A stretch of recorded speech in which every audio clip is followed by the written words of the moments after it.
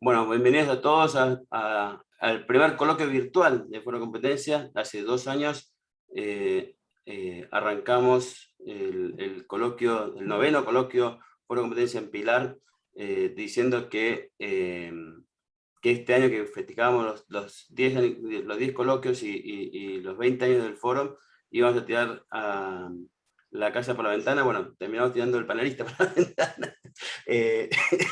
Pues ya aparecerá. De todas maneras,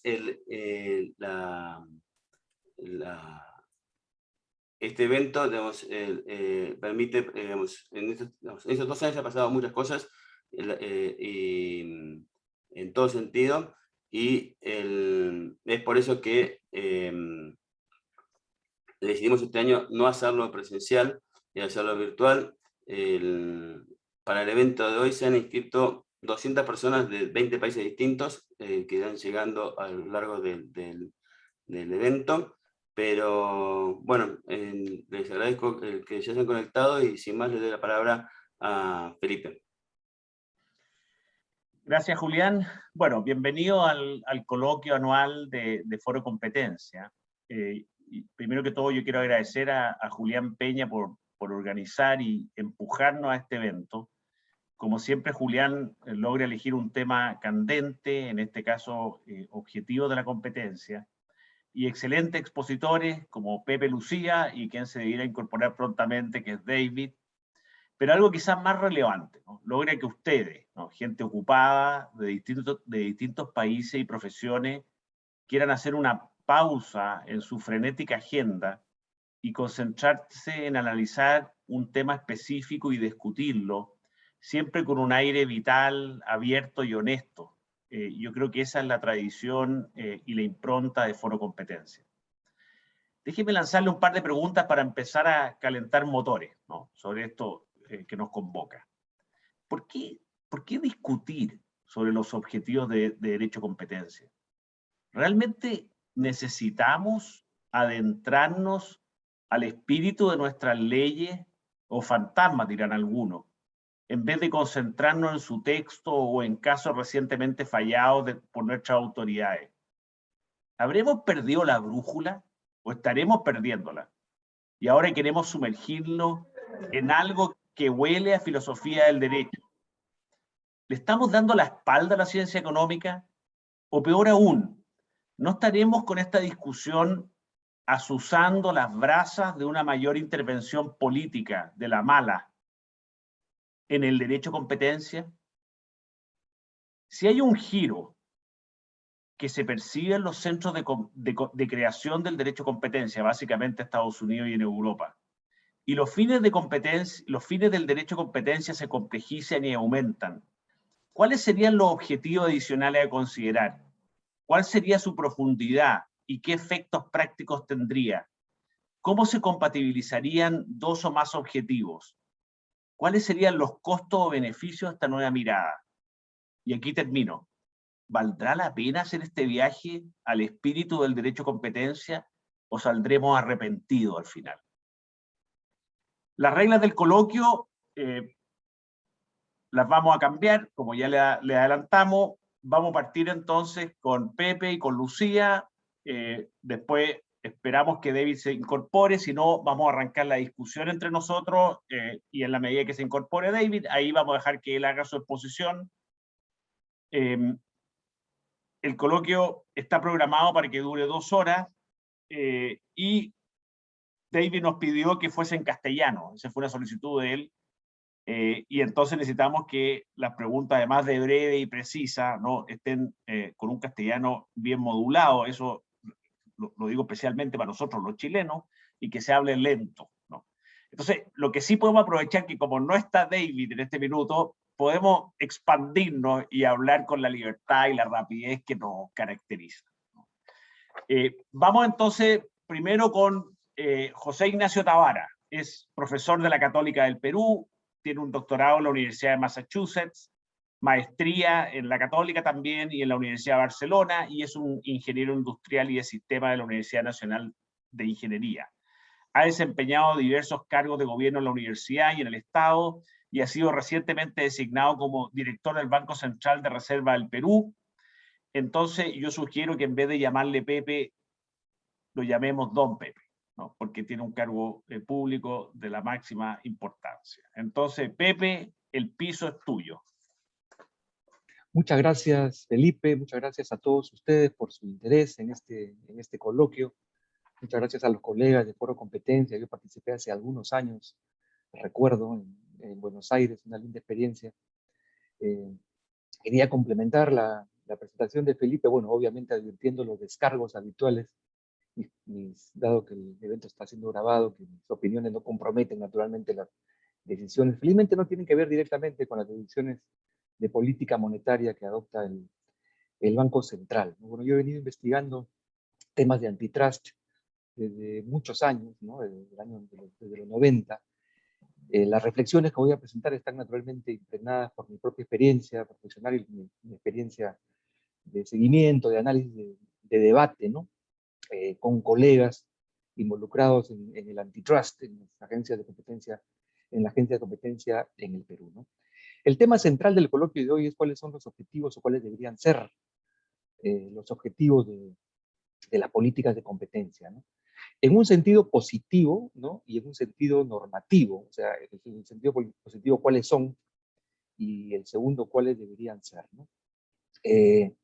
Aquí hay dos preguntas relevantes, ¿no? Una primera es ¿qué entendemos por la competencia? O sea, ¿cuál es el concepto de competencia relevante? Aquí hay muchísima literatura, ¿no? Yo voy a regresar a esto. Y luego, la segunda pregunta es ¿cuáles son los objetivos finales que nos proponemos alcanzar promoviendo la competencia? Es decir, la competencia entendida como un medio para alcanzar otros objetivos, ¿no? Yo había preparado naturalmente mi presentación. Ah, David se acaba de conectar, con lo cual, si quieres, Felipe, paro la presentación, dado que recién estoy empezando y le pedimos a David que presente antes, como tú gustes. Siéntete en libertad. Pues tienes que activar tu micrófono. Yo creo que seguiría, sigue tú, Pepe, porque ahí se conectó, ya, ahí está. A ver.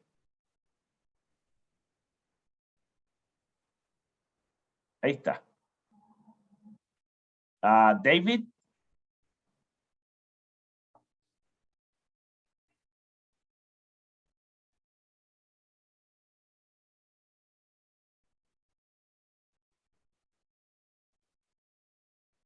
Les pedimos las disculpas, pero hubo un desajuste ahí en el cambio horario de Chicago.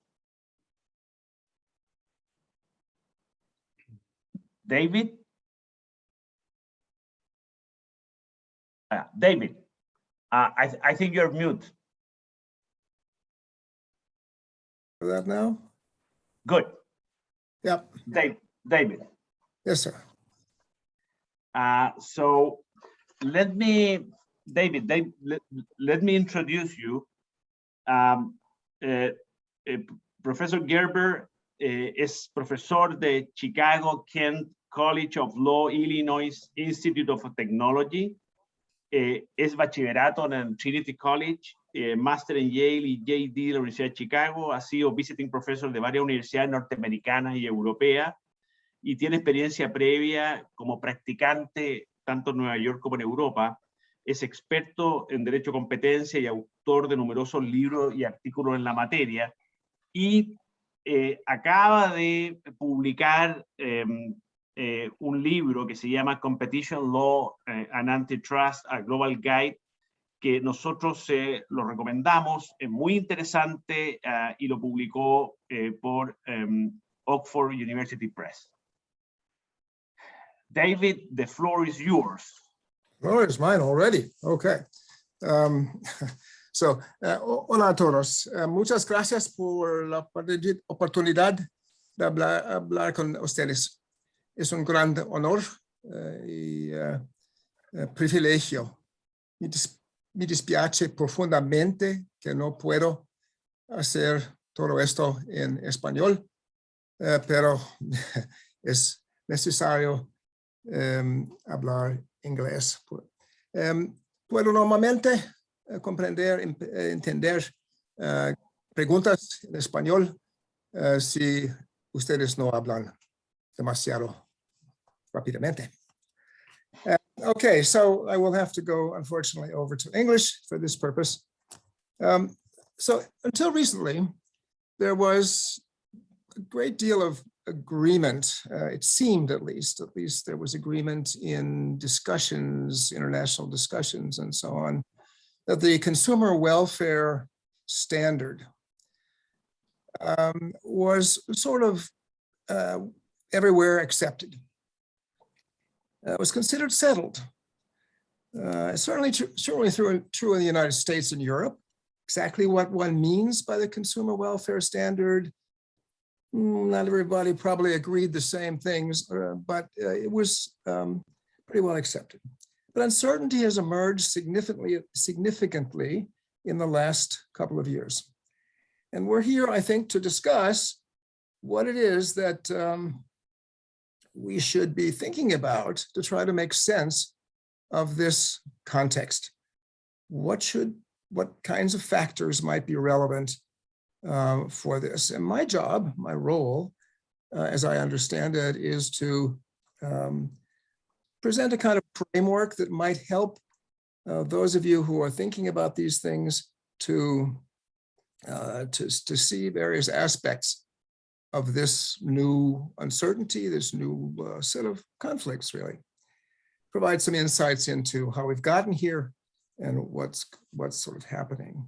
So the plan will be how to talk first a little bit about how we got here. Then we'll talk a little bit about the consumer welfare perspective, the orthodoxy, if you want to call it that. Then I'll identify an alternative set of goals that I call constructive goals, just for lack of a better word, but those kinds of goals that are have been intended in many places in the world to deal with competition law as part of societal goals. So in other words, a broader concept, but we'll talk about that in a second. A couple of preliminary notes. First of all, this is going to be necessarily, any discussion of goals is tied to methods. It's tied to power. We can't deal with all of that here. I try to deal with that in the book to some extent, but it's important to keep in mind that yes, we're going to talk about goals, but one of the questions is how effective those goals can be made to be. And then just the point that political and economic pressures are involved in all of this. So how do we get here? Very briefly, it's the uncertainty that we see in the world is largely a reaction against the consumer welfare standard. US developments are at the center of the situation because the United States is very influential everywhere. So I'm going to talk for just a couple of seconds about the situation in the US and where it goes from there. So the US moved to the consumer welfare standard, consumer welfare as the base for competition law, and to the exclusion of other kinds of goals that had been the source of competition law prior to that. Quickly became an orthodoxy for a variety of reasons. It was then promoted worldwide by US interests to some extent, economists who understood these things very well to another extent, for a variety of reasons, and there were institutional backgrounds for all of this. And in the event, it was promoted as a kind of orthodoxy around the world. Europe moved toward that standard in the late 1990s, and increasingly since then. It's never quite getting as far as the United States, probably, in that sense. But it looked like we were developing, the momentum was entirely in the direction of an orthodoxy for sort of everyone. Other systems, other than Europe and the United States, were new in the 1990s, certainly. Most of them were very new, if not yet born in the 1990s. And they have been developing since then. And so they typically follow the US lead, at least, or the US, let's say the US and European lead with regard to goals, at least on paper. The dissatisfaction the dissatisfaction in the United States, as I said, is really what makes this I'm going to use the word salient here, makes it important right now. And so that's a little bit how we got here. So let's look at the consumer welfare standard go a little further into it. The US system is the context. And I just want to point out two things that are unique about it that everybody should be aware of, and many people are really not aware of around the world. And that is that courts, the federal courts, a group of federal judges make the decisions that the final decisions about law. There are, of course, two competition authorities, and there are other institutions involved, but there's very little statutory guidance. So for the entire process since 1890, the basic role of the courts has determined what happens in competition law. No other country that I know of is anything like that, right? Everybody else has at least some statutory provisions, and often the statutory provisions, as we will see in Europe, and of course it's true in Latin America in many places, are much more important in giving shape to discussions. Second, the US context, in the US context, competition culture was well developed at the very beginning. So for more than 100 years, since the beginning of antitrust law, competition culture was there. It was part of the value system, still is part of the value system. It has a great resonance in the public, with legislators. You don't have to construct competition law. You don't have to construct competition in the United States. It was present. And antitrust law develops in that context. Again, I'm not aware of any other country that has anything quite like that, where the competition ideas and values are so paramount. So prior to the 1970s, there was a broad set of goals. The courts had developed a variety of goals. These included fairness goals, the limiting of economic power, economic freedom, a variety of goals that courts had said, for purposes of the effect on the United States, basically the political structure in the United States, we think these goals should be followed. That led to a lot of uncertainty. And by the 1970s, there was growing concern that it was a burden on the United States businesses, growing concern that it was too wasteful because it was too unclear.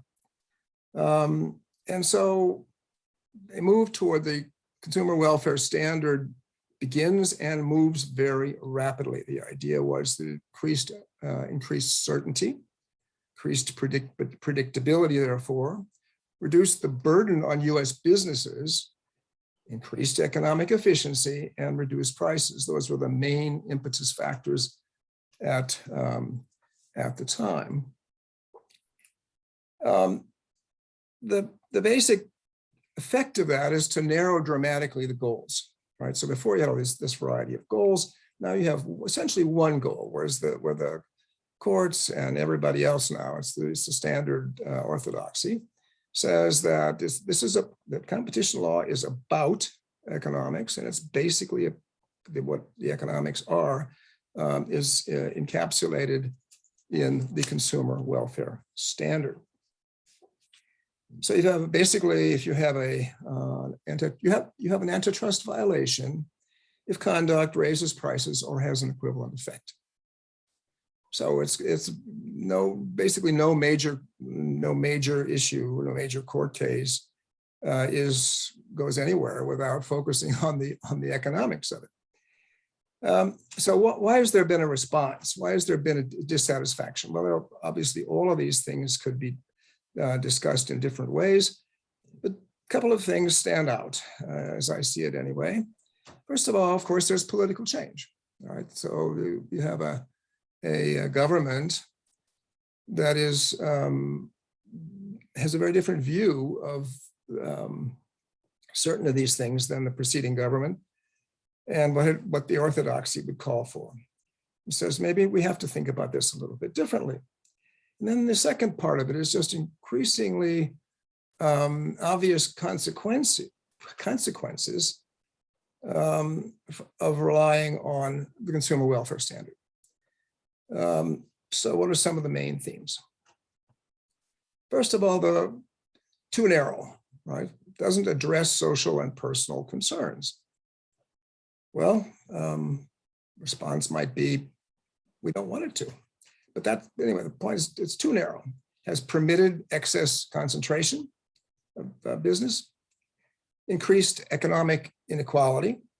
I'm not saying any of these are my view or anybody else's view necessarily, but I think these are the things that have led up to the conflicts and crises that we're talking about.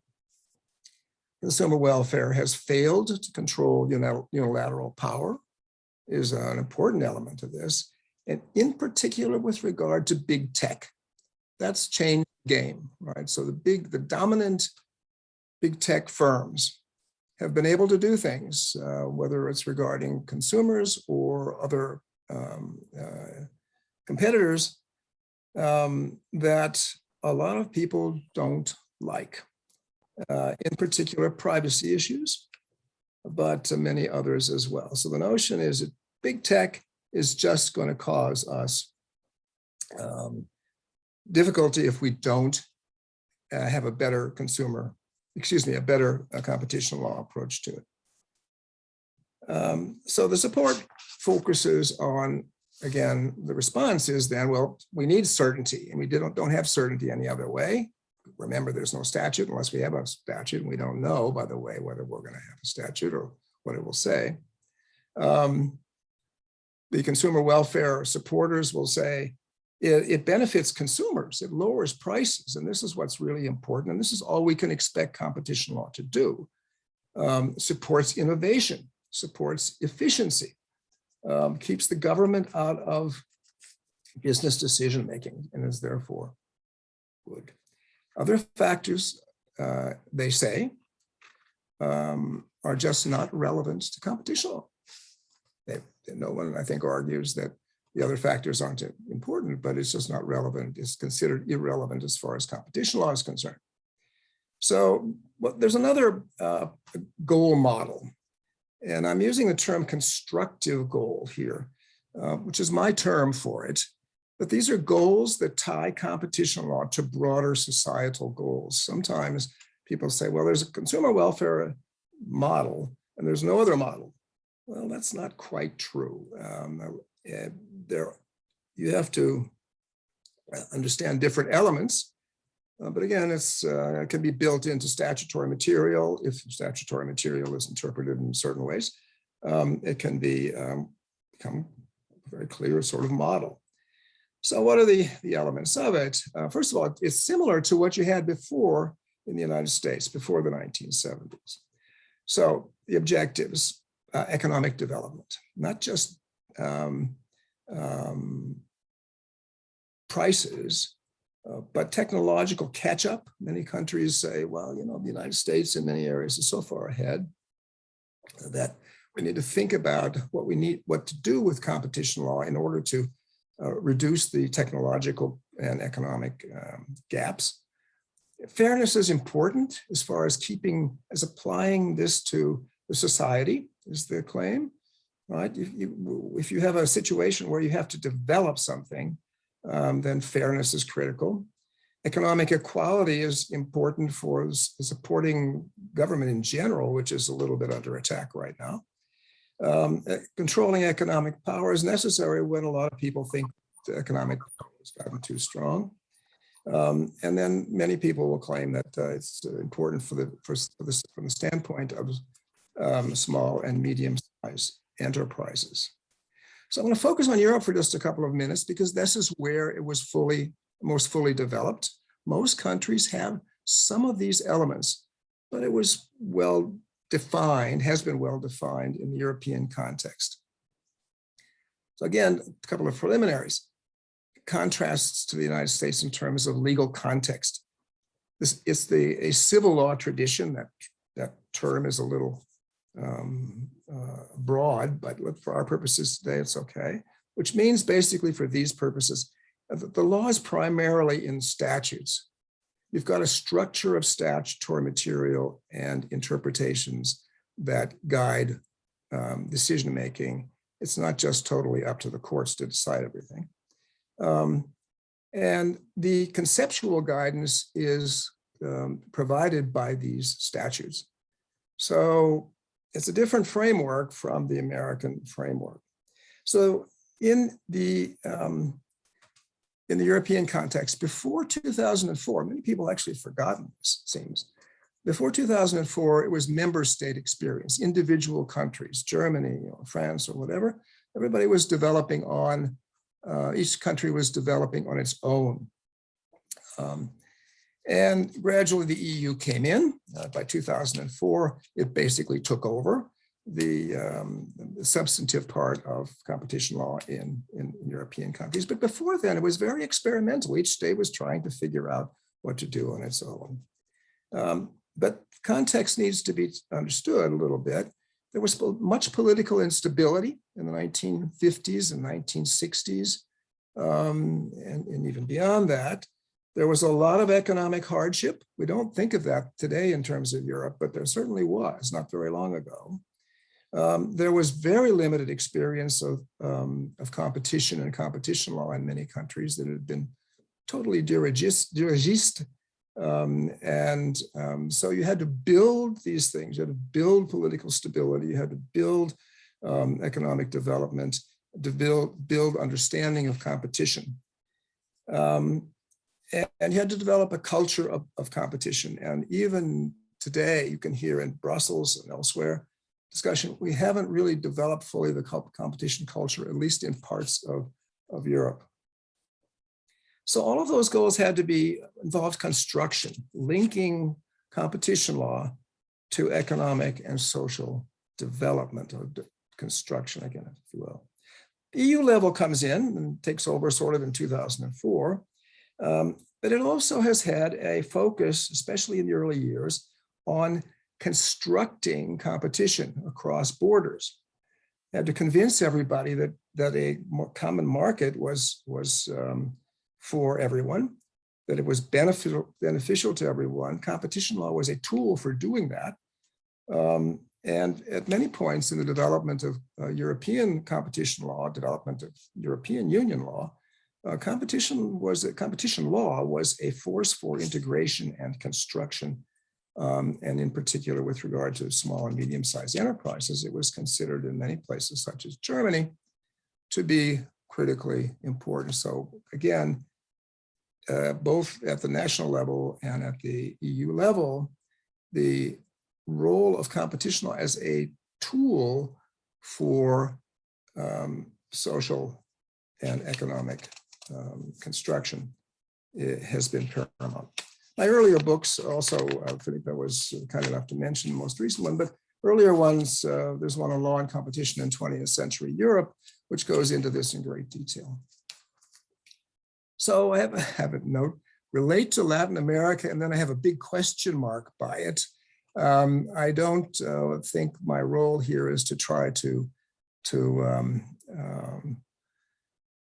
make any real comments about Latin America. I just don't know enough, and that my role is just to set a framework which I think might help identify some issues for your consideration. I will just know one thing. When I think about the situation in many Latin American countries, and when I listen to people from Latin America talking about these things, it reminds me sort of constantly of situation in Europe, maybe up until fairly recently, but even today, in the context of Eastern Europe, newer member states who are going through many of the same issues that the other parts of Europe went through 30 years before, 40 years before, about creating competition, creating a competition culture, expanding awareness and understanding of competition law. When I, just as an aside, when I was in the 1990s, when competition was being introduced basically into many European countries in the East, former Soviet Union satellites, go around talking to people, they just had sort of no idea what you were talking about, what competition really was supposed to be good for, why you would have a law, that what was that law going to do? I mean, it was total lack of understanding. That's not quite that situation these days anywhere, but it's certainly a factor. And the issues of political stability that are so prevalent in so many countries, not least in Europe and increasingly in the United States as well. But the issues of political stability have been important in ways that make competition law seem sort of obliged to pay attention to. So I think I'll stop here, especially since we started a little bit late. The main idea is for you to have discussions. By the way, it wasn't late as far as I understood it to be, but whatever.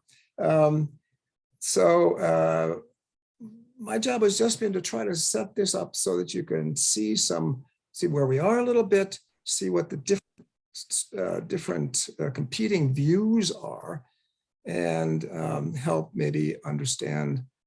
Maybe that helps understand some of the things that would be worthwhile considering for those of you who are making decisions about these things.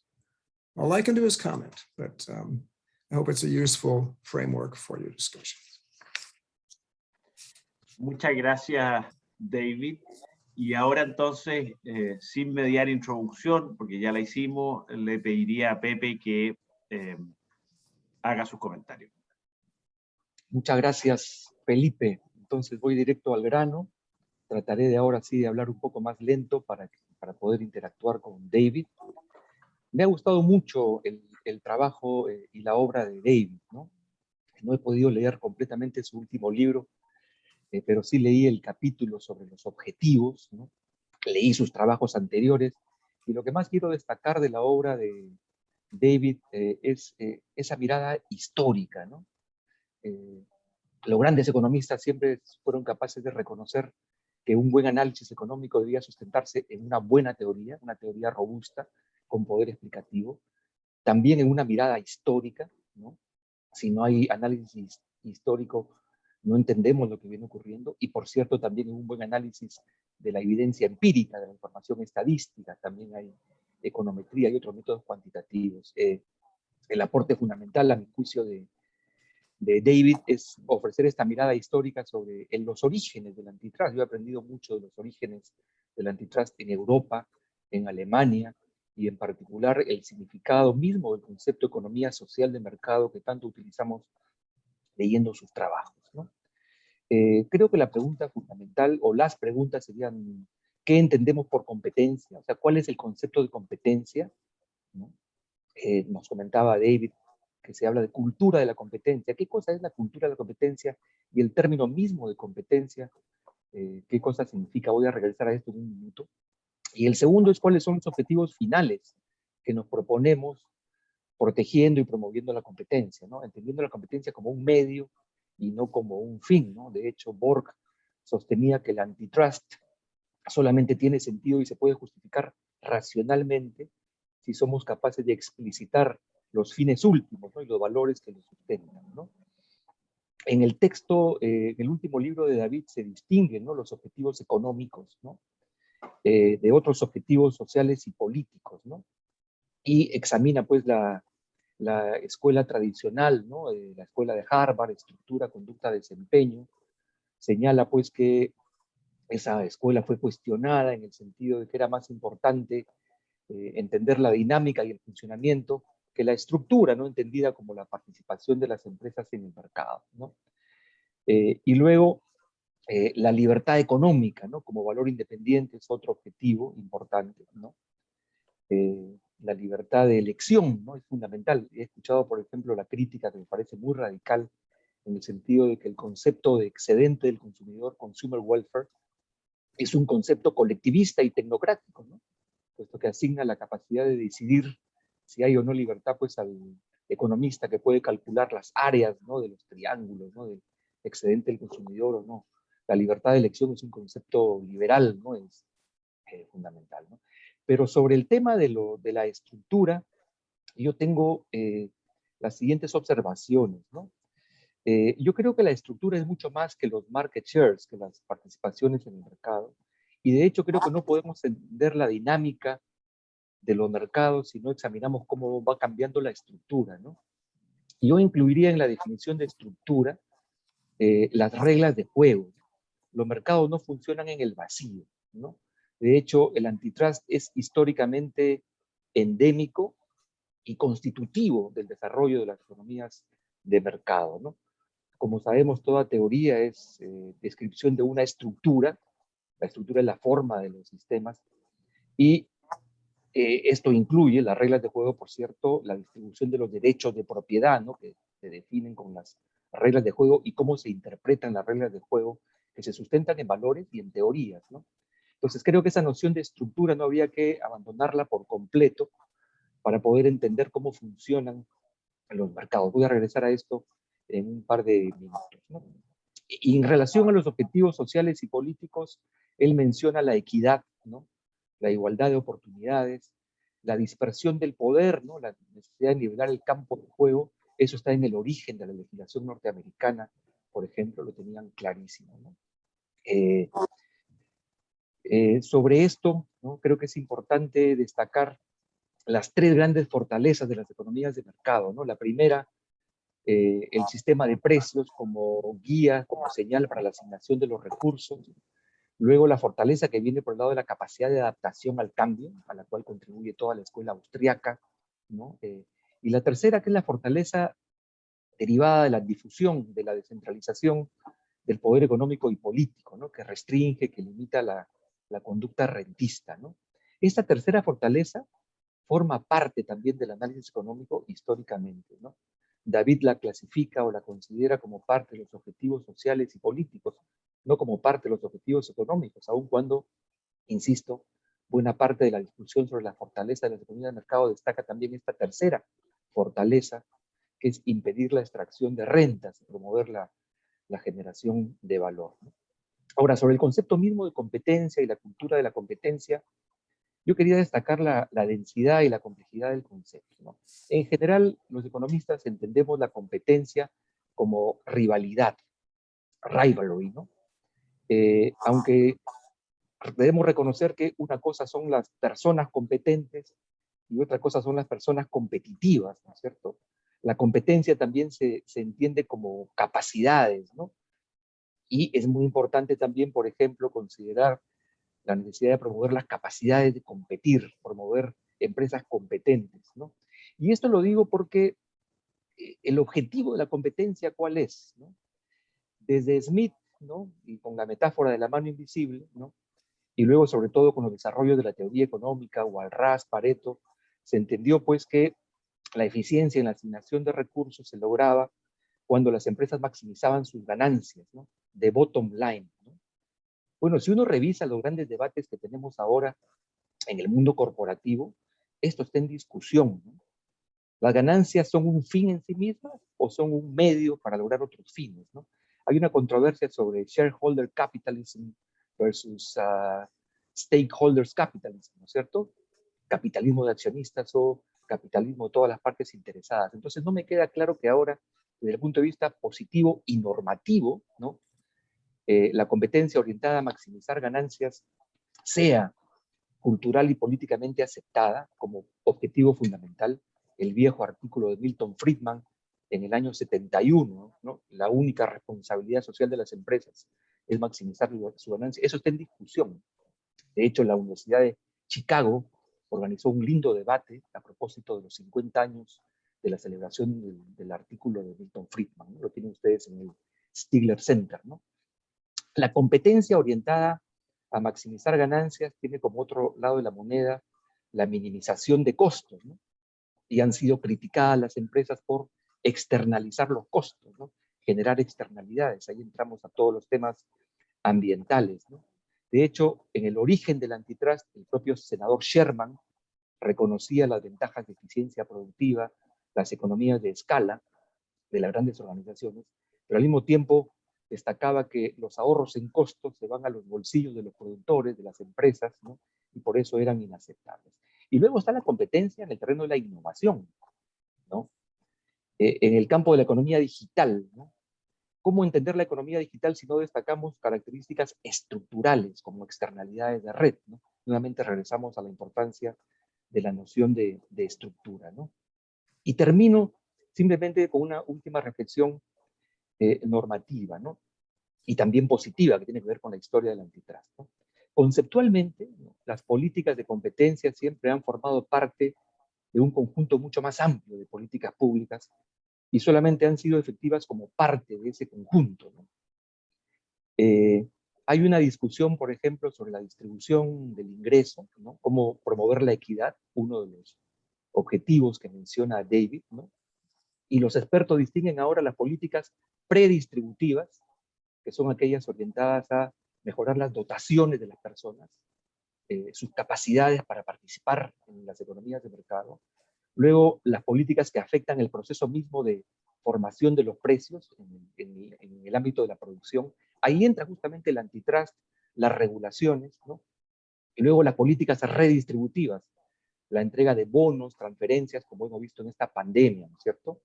Entonces, las políticas de competencia operan en el proceso mismo de la formación, de la distribución primaria del ingreso. Y de hecho, la propia CEPAL destaca la importancia que tiene el desarrollo inclusivo, entendido justamente como asegurar una mejor inserción de las empresas en la estructura económica para que la distribución primaria del ingreso sea más equitativa, ¿no? Y para que la lucha contra la desigualdad no dependa exclusivamente de las políticas redistributivas o predistributivas, ¿no? Ahí entra entonces la vinculación entre políticas de competencia y equidad, ¿no? Cómo aseguramos precios efectivamente competitivos, ¿cierto? Y luego esto tiene que ver con una concepción sistémica que yo veo ya en la formulación y en la comprensión del antitrust por parte de organismos como el Banco Mundial, ¿no? Los hogares, las familias, no solamente están compuestas por consumidores, como tienden a afirmar casi unilateralmente algunas agencias de competencia. En los hogares también hay trabajadores, también hay productores, empresarios de microempresas que se ven afectados por el debilitamiento y la desaparición de la competencia. Y por cierto, por ciudadanos que aportamos recursos fiscales que se dilapidan cuando las empresas se coluden en licitaciones públicas, en compras estatales arregladas, digamos, y la competencia se pervierte, ¿no? Entonces, y sobre el Perú, digamos, en respuesta a la última pregunta que plantea David en su intervención, ¿no? Es importante también entender el origen histórico de nuestras instituciones, ¿no? En el Perú, por ejemplo, la política de competencia nace en el año 91, en el apogeo, ¿no? Del consenso de Washington, de la Escuela de Chicago, las ideas de Thatcher y Reagan, ¿no? Y ahí lo que hemos tenido es que en realidad no hemos tenido políticas predistributivas, han sido muy débiles, ¿no? Es decir, hemos entendido que el mercado debe expandirse y extenderse también a la provisión de servicios esenciales, ¿no? Se han mercantilizado los servicios públicos, ¿no?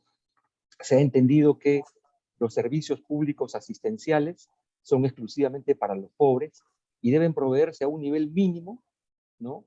Y que los sectores medios y altos accedan a servicios públicos en clínicas privadas, en universidades privadas, incluso la seguridad se ha mercantilizado a la gente la asaltan, a la gente pobre, la gente rica puede pagar sus propias empresas de seguridad, ¿no es cierto? Entonces, en esta concepción, según la cual pues el interés público es una noción vacía de contenido, ¿no? Se generan demasiadas expectativas en lo que las políticas de competencia pueden lograr, ¿no es cierto? Entonces, en síntesis, la idea central es que si no fortalecemos, ¿no?, las políticas públicas en otros ámbitos, ¿no?, las políticas sectoriales, reforma del sistema de salud y educación.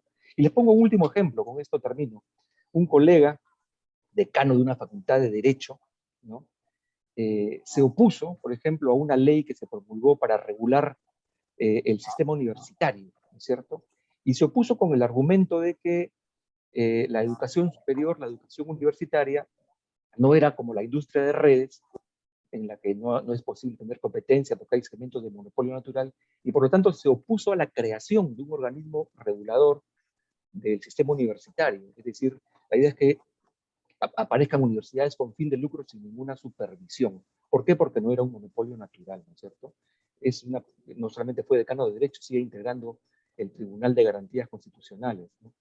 Y luego otros colegas que se han ocupado de promover la idea de que la competencia es buena siempre en todas las actividades, ¿no? La competencia como un fin, ¿no?, que nos ha traído consecuencias desastrosas en el sistema de transporte en nuestro país, ¿no?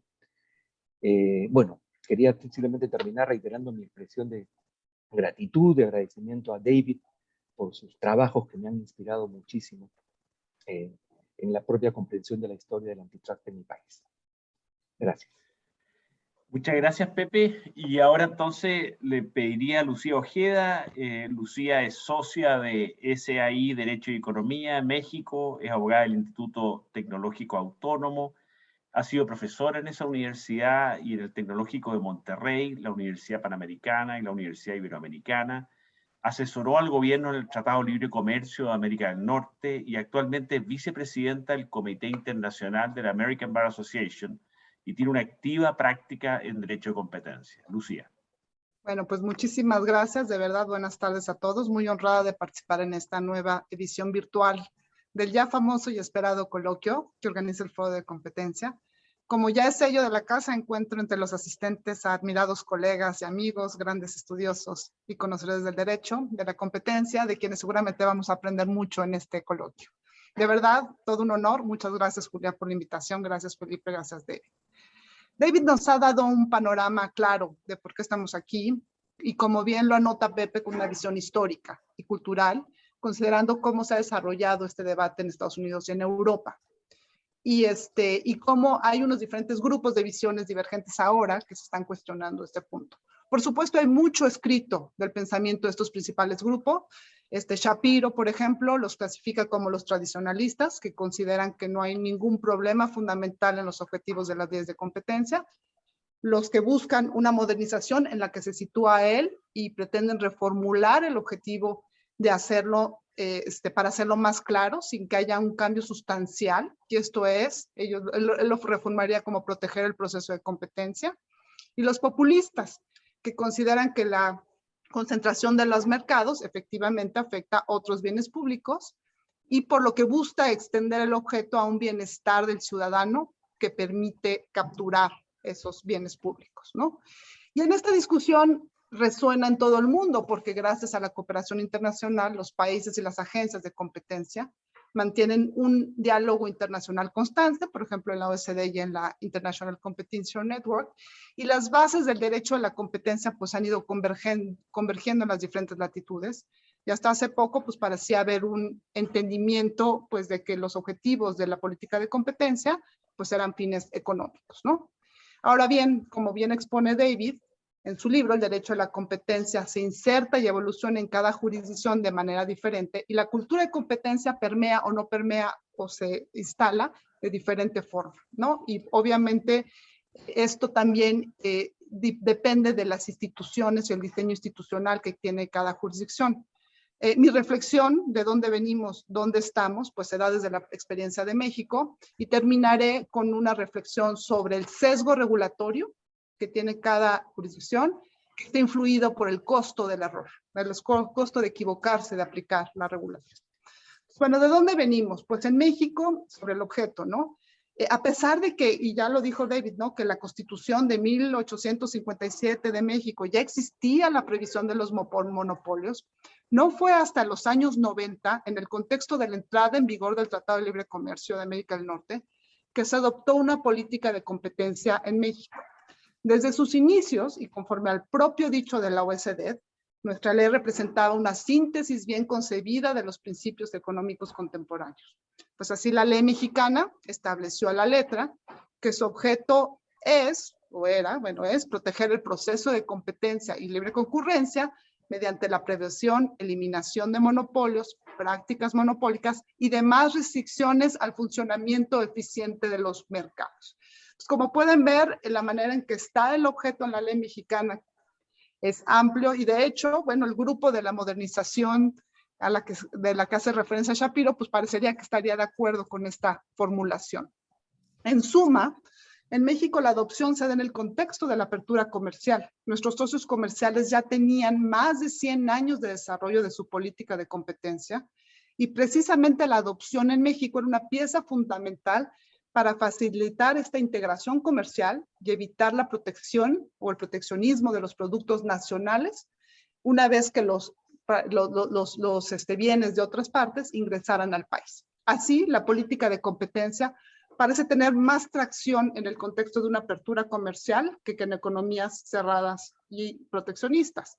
De aquí deriva un primer reto, compaginar visiones proteccionistas que ahora se están desarrollando en el mundo con una que van por una política industrial y desarrollo de desarrollo nacional o de campeones nacionales, con una visión de competencia efectiva, ¿no? Ahora, sobre la importancia del objeto, dada la regla de la razón. La adopción de la ley de competencia no fue tersa en México, ni libre de tropiezos. Nosotros venimos de un sistema civil en el que las normas están escritas y la tipicidad de las normas están claramente desarrollados en los textos. Aquí, al insertar, digamos, la política de competencia, también insertamos una serie de prohibiciones que deben ser evaluadas bajo la regla de la razón. Y el análisis está basada en una serie de conceptos jurídicos indeterminados, cuyo contenido específico descansa, tal y como lo avaló la Suprema Corte en México, en términos y conceptos y fórmulas de naturaleza económica, para mediar la regularidad, el impacto de las conductas en cuestión. En este sentido, el derecho a la competencia, desde la perspectiva del derecho mexicano, descansa mucho en la evolución y en el pensamiento económico, que también evoluciona. Entonces, también de alguna manera, las metodologías, el conocimiento empírico, pues va permeando, debe de ir permeando con los objetos de la ley. Ahora, por eso, un objeto bien delimitado es importante inicialmente para la aplicación de la ley. Y en México, la medida de la eficiencia era el bienestar, ¿no? El bienestar total, que era el excedente del consumidor más el excedente del productor. Y ya con las reformas de la ley también se incluyó el énfasis en buscar los beneficios netos al consumidor. Así el objeto, claro, cobra importancia en el desarrollo de la jurisprudencia. Igualmente, cuando la legislación incluye a mayor desarrollo en la tipicidad de las conductas prohibidas, o sea, basadas en la forma, pues el objeto parecería quizás ser menos importante, pero cuando hablamos de una legislación basada en una aproximación de efectos, por ejemplo, lo que es el desplazamiento de competidores, obviamente el objeto es mucho más importante para estos casos. Ahora, sobre la pureza técnica, ¿no?, de la aplicación del objeto. Desde el principio, en la autoridad mexicana contó con profesionales económicos y economistas y abogados sofisticados que entendieron el mandato de la ley. Y muchos de ellos, educados en Estados Unidos, recogieron esta visión liberal, ¿no? Y muy técnica. De hecho, esto se ve reflejado en México a los inicios del análisis de las concentraciones, donde era común hace años argumentos que los agentes económicos, que la concentración supuestamente beneficiaba en términos de inversiones y generación de empleos. Esto nunca fue realmente tomado por la autoridad de competencia, que era bastante, o que sigue siendo bastante pura en estos objetivos. Por el contrario, algunas concentraciones que eran importantes para el gobierno no fueron autorizadas, como es el caso de la fusión Aeroméxico-Mexicana. Así, el arranque de la técnico de la política de competencia pues fue de alguna manera puro, ¿no? Para institucionalización, capacidad técnica, proyección internacional, pero contaba con un apoyo político, aunque con enfrentamientos. Sin embargo, pues las instituciones importan y la aplicación de la ley y la efectividad de la política depende de los tribunales. Esto fue algo que generó la percepción de poca efectividad, y de alguna manera esto viene a ver la siguiente reforma constitucional. Y aquí es importante también cómo para preservar el objeto o blindar el objeto de la ley de competencia es importante el blindaje de la institución que lo aplica. Entonces, en la reforma constitucional se crea un órgano autónomo con una autonomía constitucional. Y eso es muy interesante porque en México, conforme a la doctrina, pues la razón fundamental que justifica la existencia de órganos autónomos técnicos deriva de la conveniencia de desligar ciertas funciones públicas del ciclo político electoral y evitar riesgos de inconsistencias temporal que dañen la credibilidad, mermando la evolución y desarrollo. Ese era el caso de la política de competencia y se crean los tribunales especializados. Ahora, ¿dónde estamos? Pues ya escuchamos el contexto internacional, el debate sobre el peso, el análisis estructural versus el análisis de la teoría de los efectos, el proteccionismo versus la globalización, resurgimiento de la discusión de los national champions, la eficiencia contra la justicia, a veces la eficiencia no es justicia, intersección con otras disciplinas, privacidad, laboral, diversidad, el peso que se le da ahora a los precios explotativos, sancionables. En México se evitó meter regulación de competencia para precios explotativos porque veníamos de un control de precios muy fuerte y no se podía entender. Y cómo la automatización, que es eficiente, pues destruye trabajos y daña a la sociedad por otras razones, ¿no? En México, nuestro principal problema es la complejidad y lejanía, ¿no? Por su naturaleza, la aplicación de la política de competencia evoluciona con un conocimiento sofisticado. Y a veces no alcanza el entendimiento del ciudadano de a pie, que prefiere conceptos cerrados, reglas claras y definidas. Eso es lo que ha mantenido alejado al derecho a la competencia de la comprensión general. Por eso se han tenido que desplegar importantes labores de abogacía. Y esta abogacía tiende a simplificar lo que es la competencia y a generar falsas promesas. Como bien lo dice David en su libro, hablar de la competencia solamente como un instrumento que baja precios, pues de alguna manera también confunde a la ciudadanía de, bueno, entonces, ¿cuál es la diferencia mejor de que te establezcan un precio bajo el gobierno, ¿no? Entonces, aquí existe esta falsa promesa. Y esta creación de falsas expectativas, pues lo que ha generado un cuestionamiento de la legislación de competencia. La competencia sí tiene incidencia en los precios, pero no de manera inmediata. La competencia no castiga al grande por ser grande, ni da ventajas al chico por ser chico. No es por sí mismo una política que centralice decisiones distributivas, como ya lo dijo, digamos ya de redistributivas, aunque sí genera las condiciones. Y protege al consumidor. Pero en México tenemos otra autoridad para efectos de protección al consumidor, que es Profeco, de temas que no alcanza. Entonces estamos en una época de nostalgia del pasado y un viraje de visión de modelo económico también desde el punto de gubernamental. Y esto pues ha generado a un gobierno que llega con un bono democrático avallazador y con mucha prisa de cambiar el status quo. En este contexto, considera que las formas legales son tediosas y solo retrasan los procesos. Los técnicos, que es justamente los técnicos en competencia, muchas veces representan los intereses de los grandes poderes. Los órganos internacionales de moda no han dado resultados, habría que voltar a otros. La regulación para empresas estatales les ha impedido operar de manera eficiente y en el fondo buscan su restricción. Y la autonomía e independencia es un lujo, es mejor que todos rememos hacia el mismo camino. Entonces, como verán, bueno, pues en México sí la política de competencia está bajo fuego, igual que en otras partes del mundo. Y bueno, quizás en mi segunda intervención hablaré del sesgo regulatorio y costo del error para no tomar más tiempo del que me corresponde. Muchas gracias. Muchas gracias, Lucía. Y ahora entonces tenemos 50 minutos para hacerle preguntas y hacer comentarios en estos temas. Veo ya que hay una mano levantada de Santiago. Santiago, lo que sí te pediría que fuera lo más breve posible y en un castellano muy modulado, ¿no? Especialmente si la pregunta va dirigida a David. Ok, ya voy a hacer lo posible, ser claro. Yo siento de su presentación muy buena, muy motivante, y de las otras presentaciones, que aquí la cuestión sobre si la defensa de la competencia es un instrumento de intervención, debe ir a un objetivo o, naturalmente, incorporar otros objetivos que también existen en la sociedad y que no son negados y que son valiosos y que son distintos.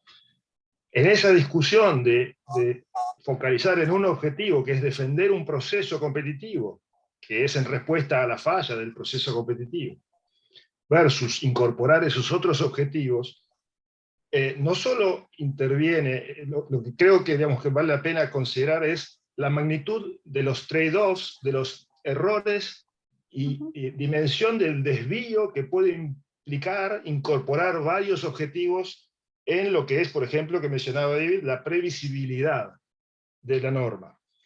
Y que entonces, en distintas regiones, según la cultura competitiva, que limita la posibilidad de destruir la competencia a través de la búsqueda de otros objetivos, o de la magnitud de los conflictos, por ejemplo, distributivos y de justicia, que hay, por ejemplo, en América Latina, respecto de países desarrollados, Estados Unidos, Europa, la magnitud de ese conflicto externo a la competencia, el grado significativo que puede tener, diferencial, introduciendo algún tipo de ineficiencia en Estados Unidos y Europa, pero una gran ineficiencia en la intervención de defensa de la competencia, donde esos dilemas son mucho más acentuados y profundos. Y que entonces esa natural intención de uso el instrumento que tengo para buscar todo lo que me interesa como sociedad, que es legítima en términos de objetivo, en términos instrumentales, puede ser muy dañina, porque no hay capacidad de controlar y responder a lo que nos enseñan los economistas, que es cada objetivo debe tener un instrumento dirigido hacia él, porque si no, no podemos evaluar los resultados a qué se deben, digamos. Y yo creo que en esta discusión esa diferencia de contextos es importante para tomar posición sobre si uno es más flexible o menos flexible. No sé si fui lento y claro, espero que sí. Yo entendí, primera vez que entiendo completamente a un argentino, así que nos agradece. Déjame seguir, anotemos entonces las preguntas y déjame seguir ahora a mi gran amigo Eduardo, que levantó su mano, su manito que está ahí.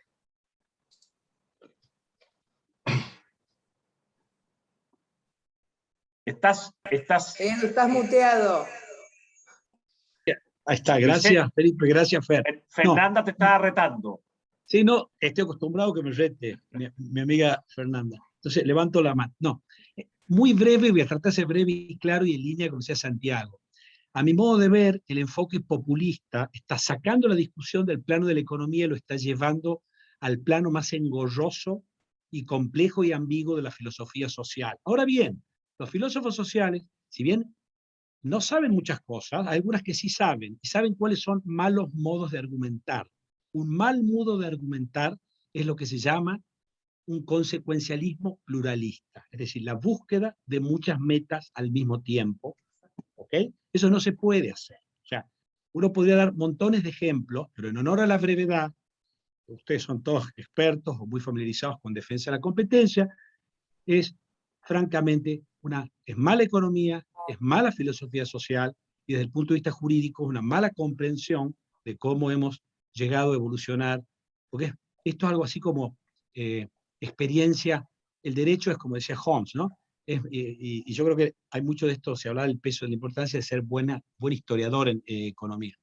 Esa experiencia acumulada, vamos corrigiendo, ¿no? Hay mecanismos de autocorrección lentos, ¿no? Hay experiencia en esto. Hay cosas que sabemos. Si van a hacer filosofía social, hagan bien.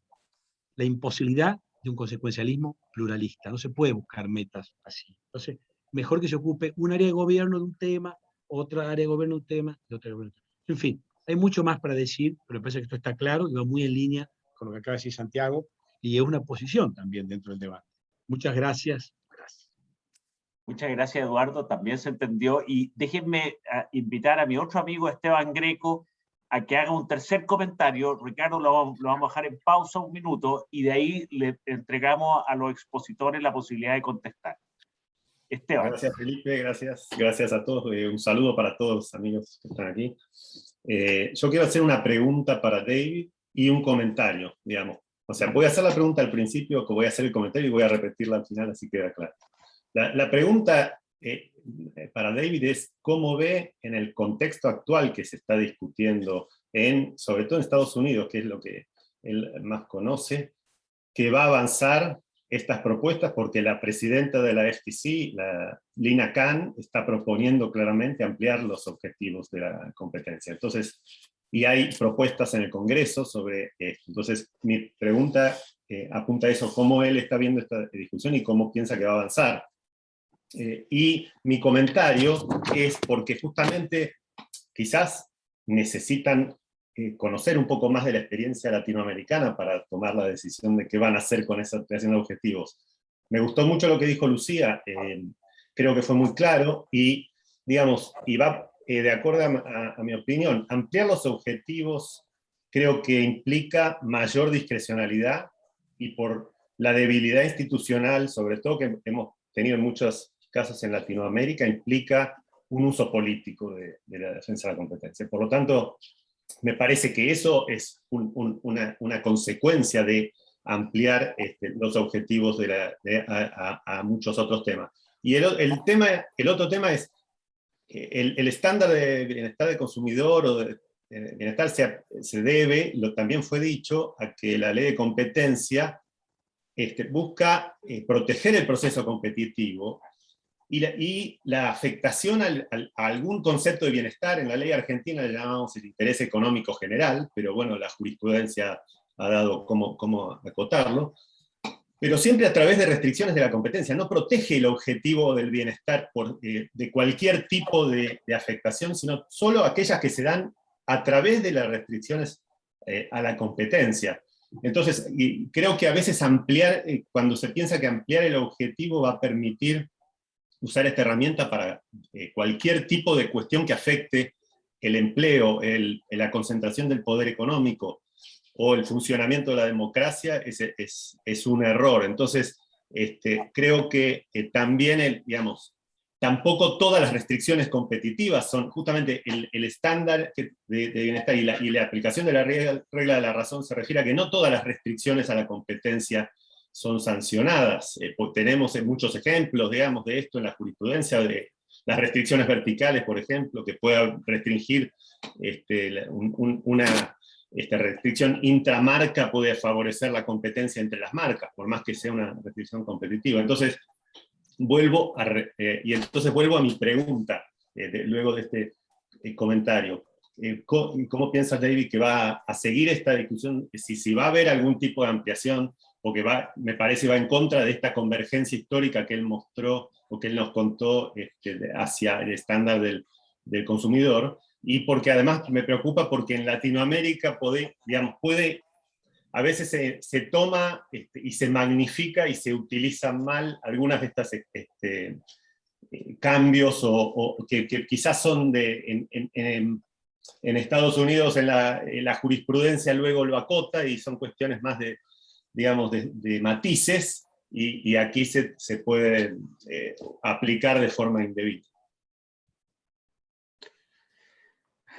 David, bueno, yo creo que hay básicamente dos preguntas, ¿no? El tema de la razonabilidad de ampliar los fines, ¿no? A lo que estábamos acostumbrados y los riesgos y peligros que eso trae. Y la pregunta, Esteban, es el futuro en Estados Unidos de esta discusión. Te habíamos advertido, David, que esa era la pregunta que venía, de todas maneras, dentro de este público. Así que, qué bueno partir con esa pregunta. It's a question that I've been getting a lot recently. I think a lot of other people who move through international discussions are getting. And I think Esteban has identified obviously very important issues here. But with regard to the US, they affect the US very much. The way I set this up helped to see some of the trade-offs that we have between a very narrow view and a broader view. You give up one thing and so forth. But as far as the specific future in the United States, nobody knows, of course, what's going to happen. Politically, very much less predictable than many people assume. You have a set of proposals in the Congress, which are very, very polarized Congress. And it's not at all clear what that's going to lead to.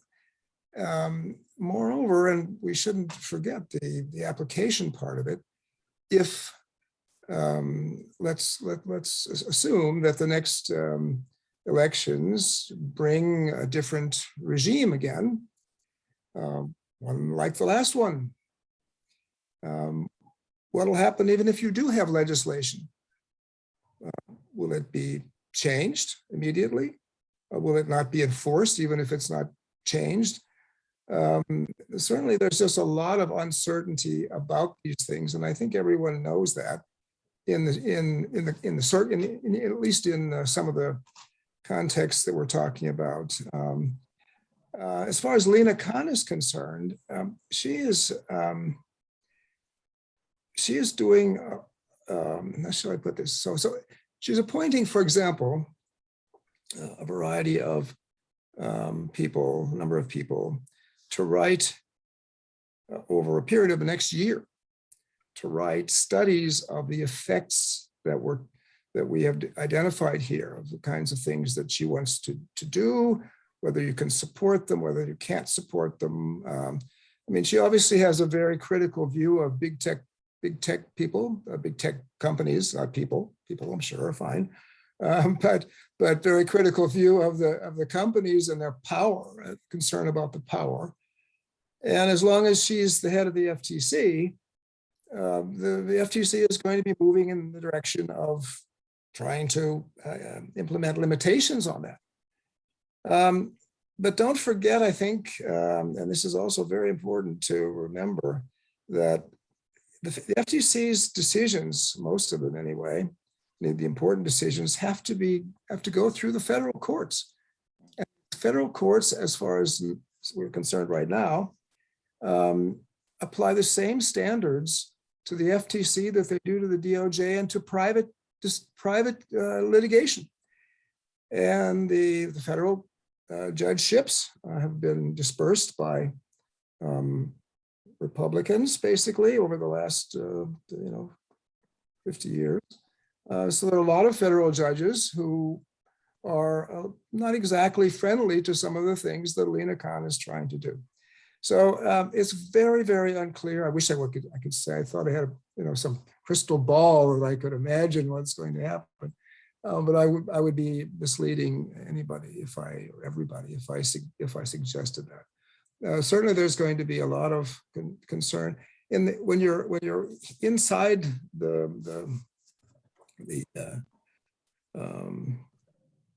context, so to speak. You're sort of aware of all of these things. But I'm aware, but to the outside world, this looks a little more clear than it is from the inside. And so all I can do is say that it's important to be careful what kinds of conclusions you draw from that. That said, I just would add that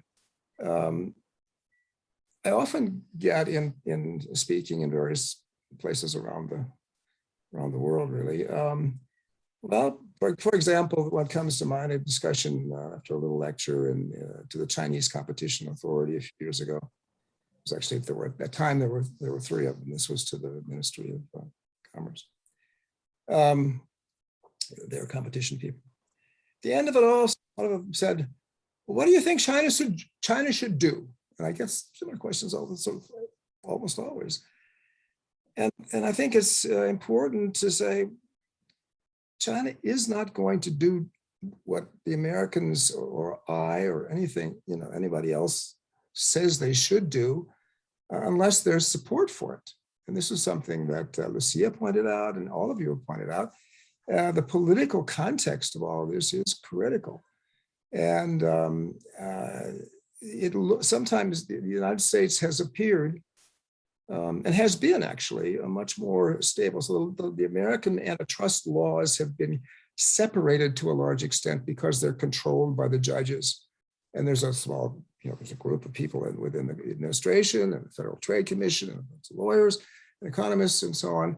And that group is kind of isolated from political pressure. We don't change the statute very often. Haven't changed the basics since 1890. So it really all runs from within the dynamics of that group. And that leads to a sort of the impression, at least, of being autonomous. But in effect, what we're seeing now is that it's not good. It may not be able to remain so autonomous. That would be a big change. Anyway, I don't want to go. I think we'll stop. That was Esteban's great question. I think the only one was directed specifically, so I'll just stop there. Muchas gracias, David. Pepe, quisiera reaccionar a lo que dijo Santiago y Eduardo, esto de un objetivo, un instrumento. Sí, quisiera... Está rebotando, Te escuchas como obispo, Pepe. Sí, y ahora sí. Ahí sí. Acerca de los objetivos, bueno, ese es el tema central de la discusión de hoy, ¿no?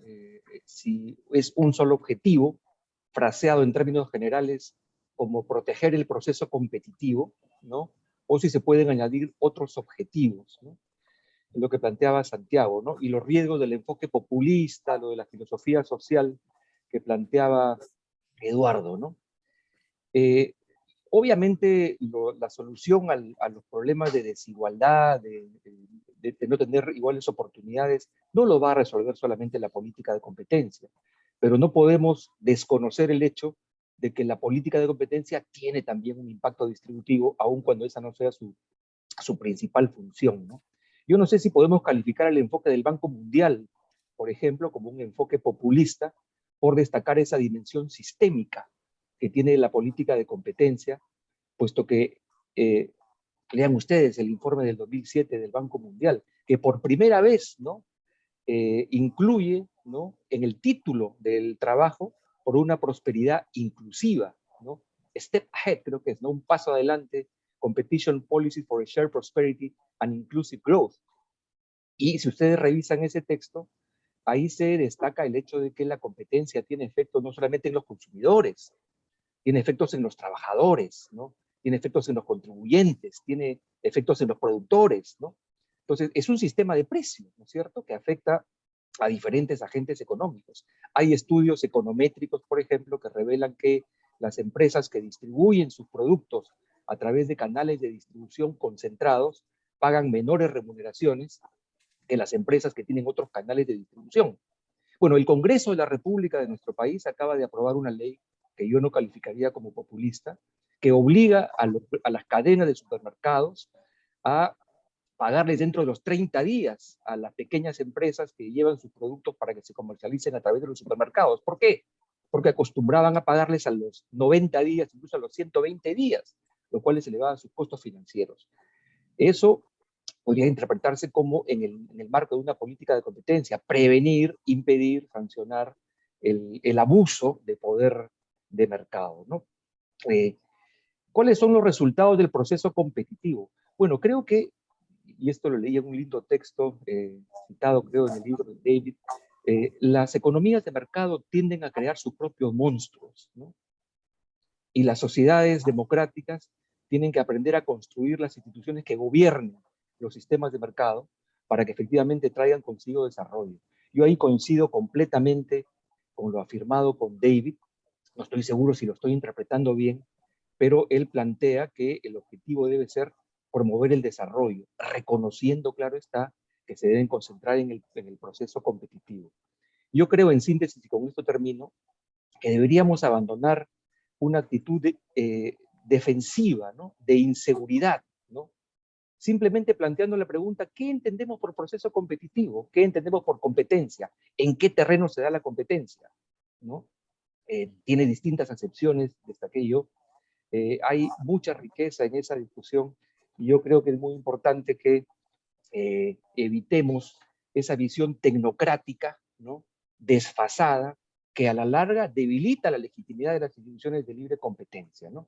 Yo creo que había que plantearse también, por ejemplo, la descentralización de la defensa de la competencia en espacios locales, en mercados locales, incorporando, ¿no?, el contenido cultural de la competencia en esos espacios. Eso nos abre a un debate, por cierto, mucho más amplio. Ahí lo dejo. Gracias. Muchas gracias, Pepe. Déjame, Lucía, déjame tomar la pregunta de Esteban y llevarla a México, porque la estamos acercando de esa forma a Latinoamérica.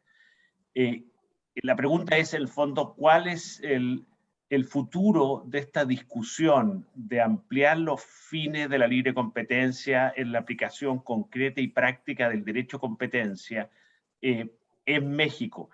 Y en especial, te hago una pregunta adicional en relación al comentario de David, si es que existe efectivamente un tope o un sistema de control de los tribunales, si es que la autoridad o la agencia decide ampliar de una manera, llamémosla arbitraria, cuáles son los fines de la competencia. Sí, bueno, finalmente bueno, la pregunta es complicada, ¿no? ¿Hacia dónde nos vamos? Entonces aquí, finalmente, el derecho a la competencia en México, como lo dije, se había desarrollado de manera técnica muy clara. Lo que quisiera un poco nada más decir, claramente el derecho a la competencia tiene impacto en muchísimos aspectos, pero eso no significa que porque tenga impacto en muchísimos aspectos es que tengamos que ampliar el objeto del derecho a la competencia. ¿Por qué? Porque entonces es difícil de administrar cuando el gobierno tiene otras herramientas de políticas públicas para poder llegar también a esos objetivos y la política de competencia es una más.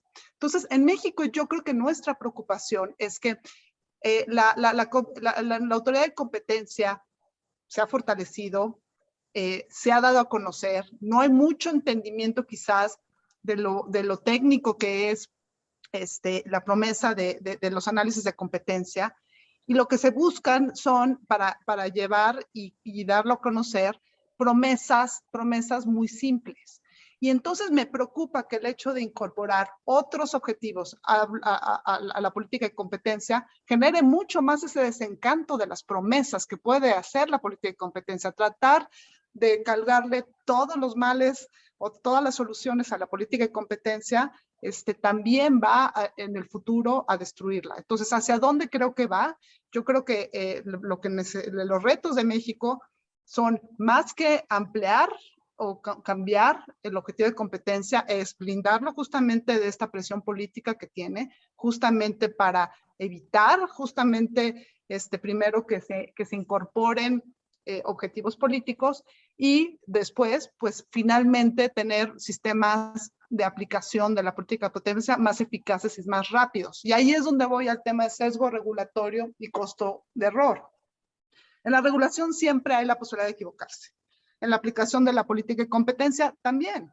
Dado que no hay una prueba perfecta, pues sí necesitamos considerar los costos del error que puede haber, ¿no? El falso positivo, el falso negativo, error tipo 1, error tipo 2. Quizás donde debemos de evaluar aquí, dependiendo cada sistema jurídico, y yo lo diría para México, es si debemos de tener sesgos a los costos de error que puedan corregir mejor, o sea, sin perder, digamos, el foco y la estrella de hacia dónde tiene que ir la política de competencia y cómo debe aplicarse. En casos un poco de dudas, pues entender dónde estamos parados para que se autocorrija el potencial error. Y para esto tenemos que tomar en cuenta no solamente los mercados que estamos analizando, sino los factores presentes para que los mercados funcionen adecuadamente. Por ejemplo, los sistemas financieros son eficientes o no, la aplicación eficaz de la ley, la transparencia y certidumbre. Entonces, en ese sentido, yo creo que la discusión tiene que ir cómo hacemos más para administrar de mejor manera los errores que pudiera tener la política de competencia.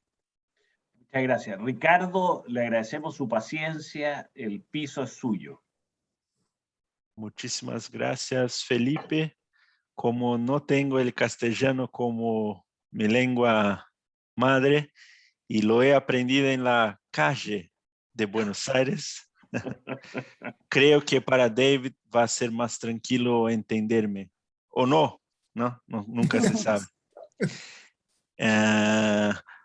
La pregunta me parece que es factible para los tres panelistas, ¿no? Porque creo que hemos tratado de identificar, ubicar un reto o algún camino único para la defensa de la competencia.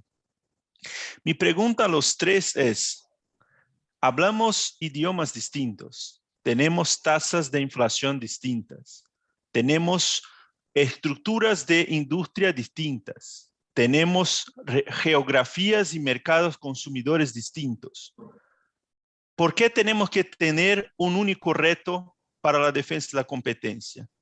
Es una pregunta, y no que yo sea favorable al caos y a la poca unicidad, pero dentro del paquete de posibles retos y dentro del range de prioridades que podemos dar, me parece, y yo puedo dar un ejemplo muy concreto, incluso es mi tesis de maestría, que es la fijación por la OCDE de que el cártel es la infracción a la defensa de la competencia más grave, la peor, pero para mercados donde hay monopolios y oligopolios muy concentrados, no me parece que es muy útil hablar de cártel. Y en nuestras regiones, quizá en Estados Unidos, por ejemplo, en el sector financiero, ellos tienen el privilegio de tener cientos de bancos. En Brasil tenemos 5, en algunos países acá quizá no tengamos ninguno. Entonces hablar de cártel es bueno quizá en Estados Unidos o en otros países donde efectivamente la competencia es más intensa, y hablar de abuso de posición de dominio quizás sea mejor en nuestras regiones. No sé, estoy simplemente acá una reflexión de si no es quizá un poco... no podríamos amplificar nuestras visiones y debates, no solo para ubicar un reto, sino para ubicar cuál es el mejor reto, en cuál intensidad para cada momento y cada tipo de economía. Y con esto, y con mi pobre, no pobre por el español aprendido en la calle argentina, sino que porque ya hace mucho que la pandemia no me deja ir a buscar a mis amigos Julián, Marcelo, Germán, Pablo, hay tantos acá que podría nombrar y no puedo practicar el español. Con lo cual termino por acá, agradezco mucho, parabéns a Julián por la organización y a todos por la participación, y a ti, Felipe, por permitirme hacer la pregunta. Muchas gracias, Ricardo, muy interesante. Eduardo está levantando la mano y después me gustaría pedirle a un tercero que pregunte. Si nadie pregunta, le pediría al dueño casa, Julián Peña, que nos haga también una pregunta, ¿no? Eduardo, adelante. Sí, lo mío era sencillamente una aclaración. Cuando yo usé el término populista, José Ignacio antes, hacía referencia al modestísimo sentido en defensa de la competencia que le dan Shapiro, Posner, inclusive antes digo, a eso me refería, pero no quería decir. Y después por otra cosa es que por supuesto que tiene montones de efectos. Yo también, Gonzalo, tengo montones de efectos. El mundo es un sistema causal complejo. El tema es en cuál te concentras vos cuando haces políticas públicas. A eso me refería.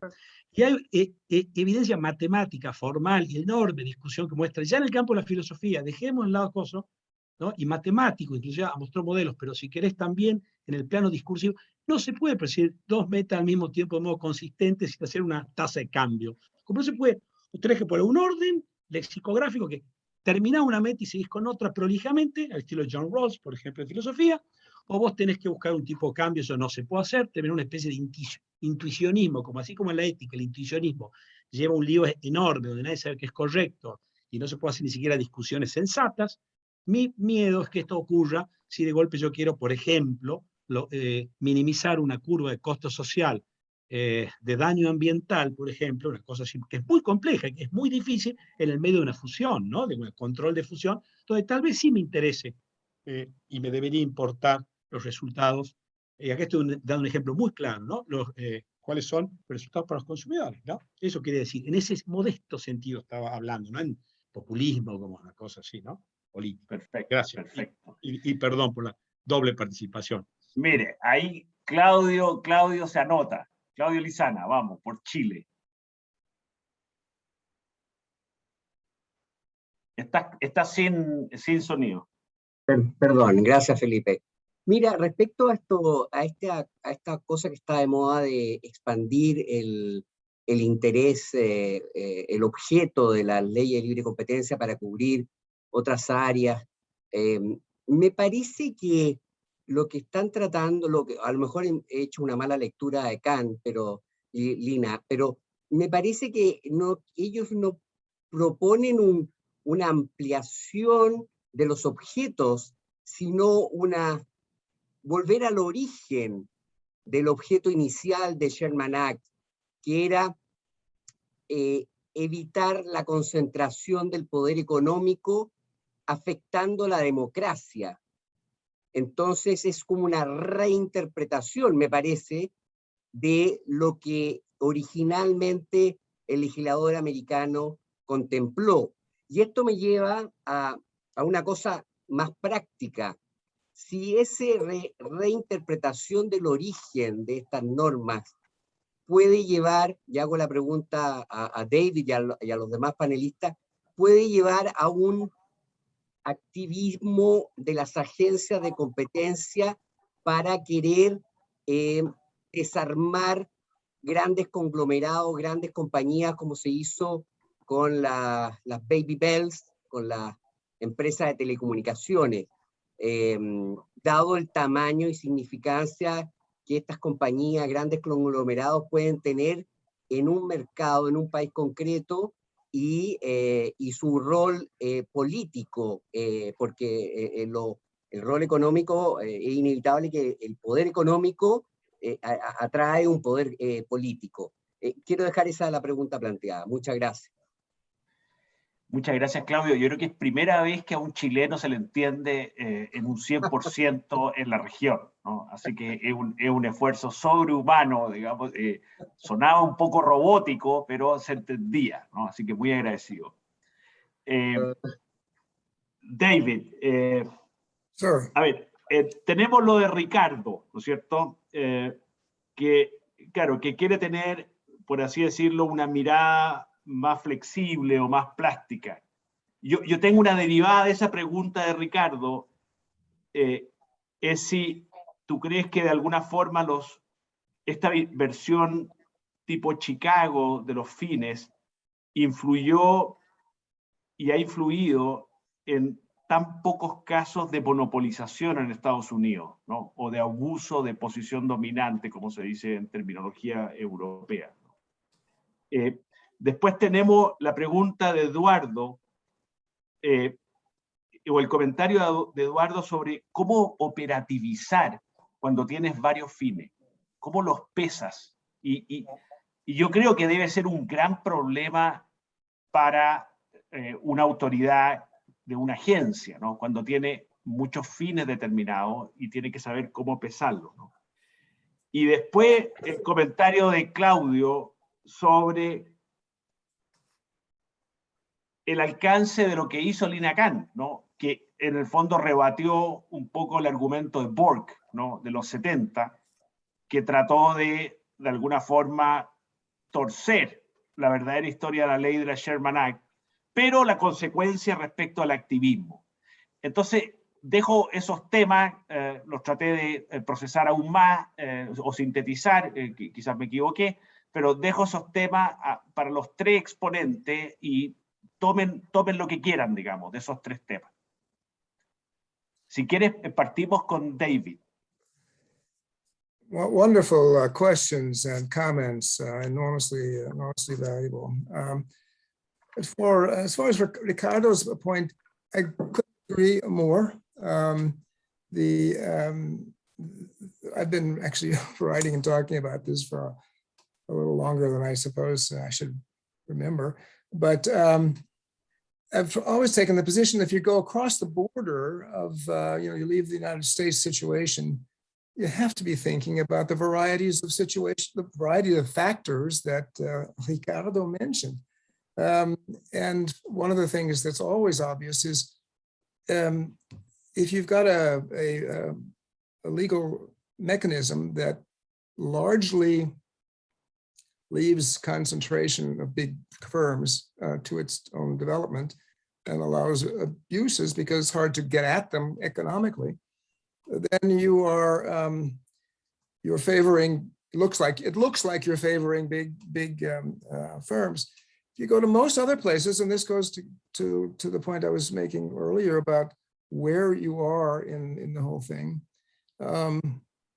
If you come from a country or an area or the rest of the world almost, where power is already concentrated, heavily concentrated, then focusing on cartels is a lot less attractive to you, right? This was certainly the case in Europe.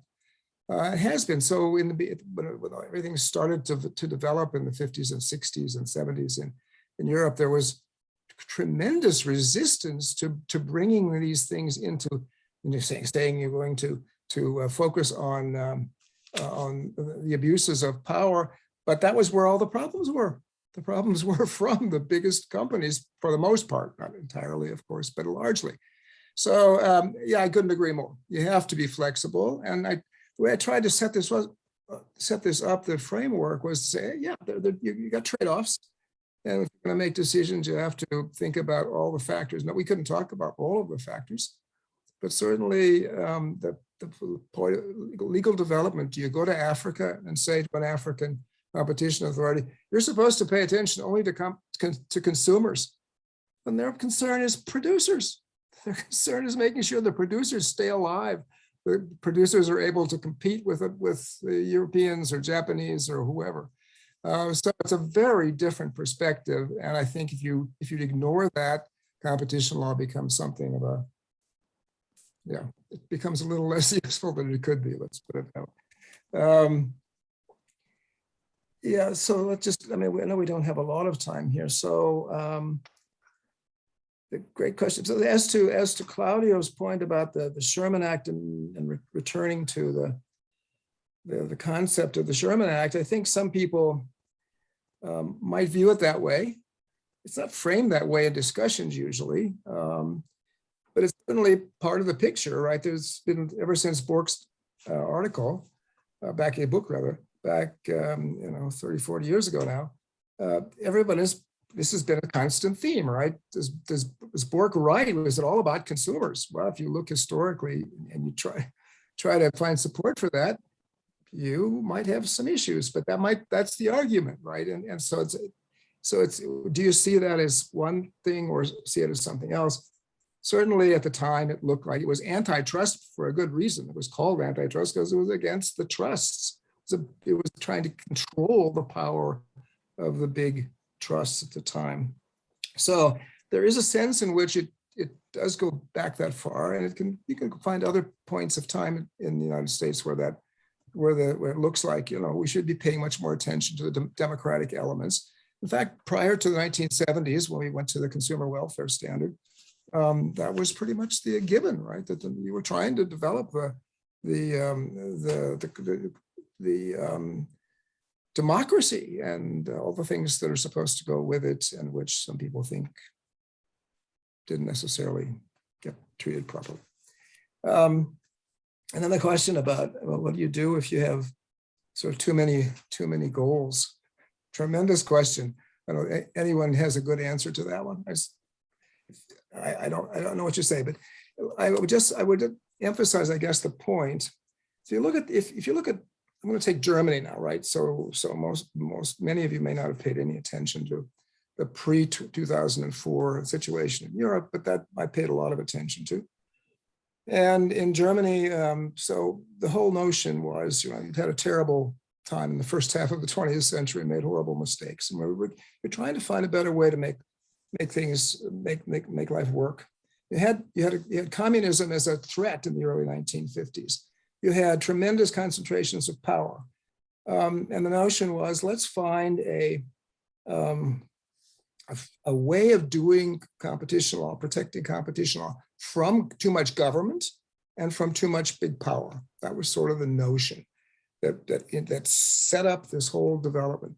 And so you worked very hard at coming up with a statute and with a culture of discussion around the statute, which pointed to the various factors, had a framework of language that everyone could refer to, but various judges, various officials interpreted it in different ways, but it was always subject to, yes, the others in the group of those who could comment were going to comment and try to keep it on track and bring in other values if those values seemed right. Could you convince the decision makers? So the point was that you had decision makers.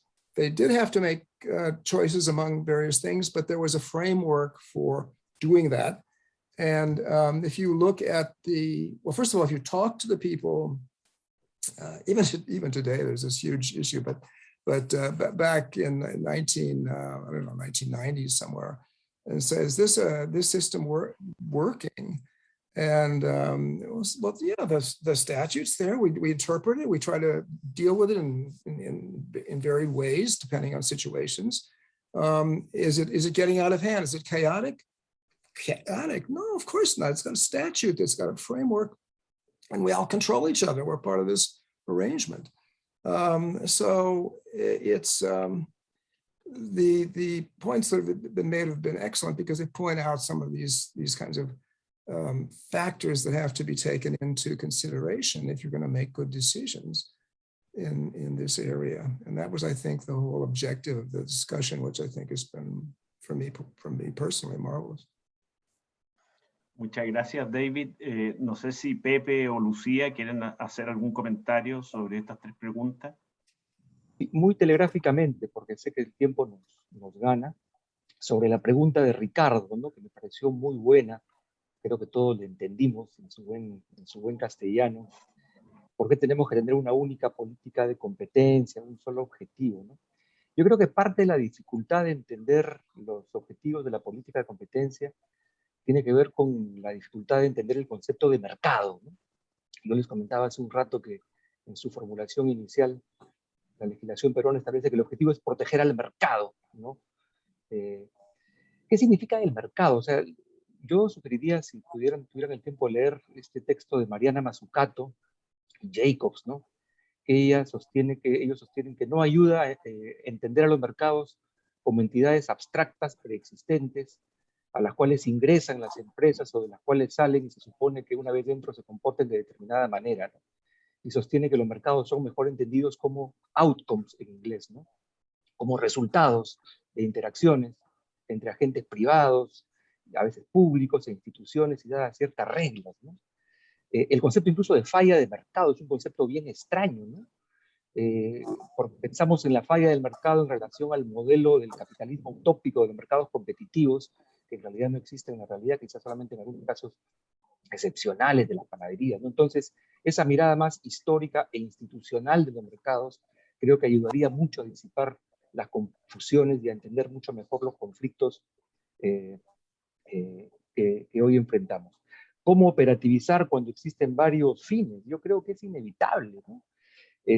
La tensión es inevitable porque la competencia es un medio, pues, que tiene otros fines y puede dar distintos resultados, distintos outcomes, según justamente cómo se organizan y cómo se gobiernan los mercados realmente existentes, ¿no?